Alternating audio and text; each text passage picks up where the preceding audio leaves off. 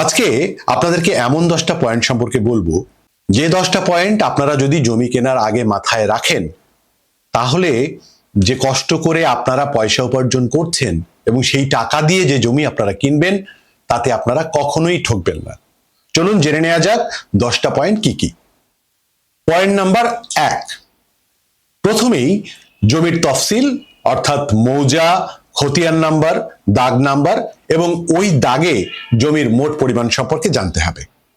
Point number 2, যার কাছ থেকে জমি কিনবেন তার কাছ থেকে ওই জমি সংক্রান্ত সকল কাগজপত্রের ফটোকপি চেয়ে নিন।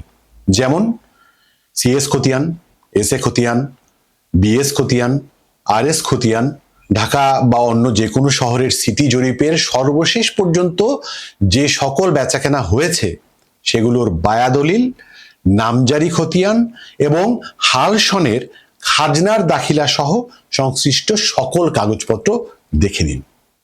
পয়েন্ট নাম্বার 3, যার কাছ থেকে জমি কিনবেন সে যদি ক্রয়সূত্রে ভূমির মালিক হয়ে থাকে, তাহলে তার ক্রয় দলিল বা বায়া দলিল রেকর্ডের সঙ্গে মিল করে বিক্রেতার মালিকানা নিশ্চিত করতে হবে।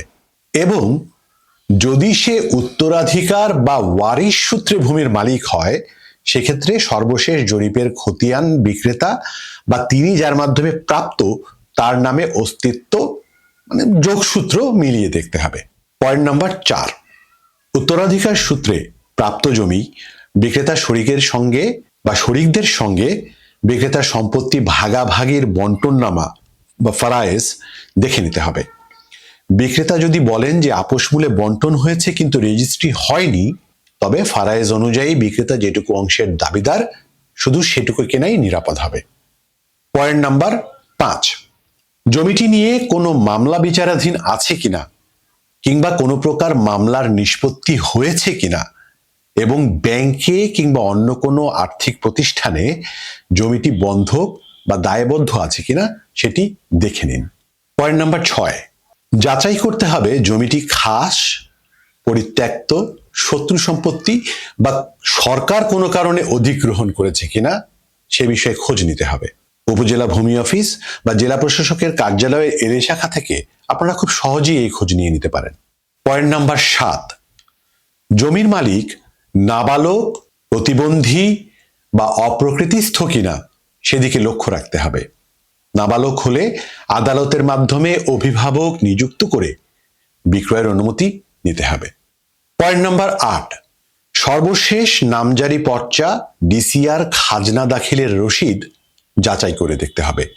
পয়েন্ট নাম্বার 9, জমির মালিকানা সঠিক তা জানতে পাওয়ার পর আপনাকে সিএস, আরএস, বিএস, সিটি জরিপের নকশা নিয়ে সরেজমিনে গিয়ে দেখতে হবে নকশা অনুযায়ী জমিটি সেই দাগের মধ্যে পড়েছে কিনা।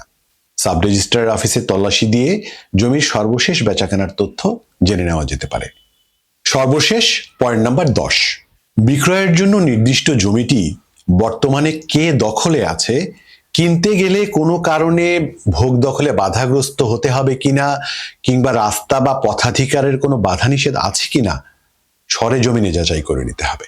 এই যে 10টা পয়েন্টের কথা বললাম, এই 10টা পয়েন্ট মাথায় রেখে যেভাবে যাচাই করে দেখতে বলা হয়েছে সেভাবে যদি যাচাই করে দেখেন, তাহলে আমি নিশ্চিত জমি কিনতে গিয়ে আপনাকে কখনো ঠকতে হবে না। আপনার এবং আপনার পরিবারের সবার শান্তি কামনায় সালাম মিয়া হাউজিং, শান্তি আর শান্তি। সালাম মিয়া হাউজিং, শান্তি আর শান্তি।